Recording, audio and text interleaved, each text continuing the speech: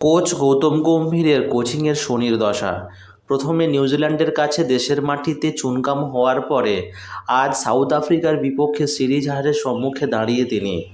এমতো অবস্থায় আইসল্যান্ড ক্রিকেটও তাকে নিয়ে হাস্যকর মন্তব্য করেছে সোশ্যাল মিডিয়ায়। তারা এক্স হ্যান্ডেলে লিখেছে, to our fans, no Gautam Gambhir will not be invited to be our new national team coach. That position is already filled and we won 75% of our matches in 2025. তাহলে বুঝুন, দুধের শিশু দুধের শিশু আইসল্যান্ড ক্রিকেট, তারাও কিন্তু গৌতম গম্ভীরকে পছন্দ করছে না। তাহলে আমাদের ইন্ডিয়াতে টেস্ট, বিশেষ করে টেস্ট ম্যাচে তাকে কিভাবে বহাল রাখতে পারে বিসিসিআই হেড কোচিং পদে? ভাববার কি এখনও সময় আসেনি? কি মনে হয় আপনাদের?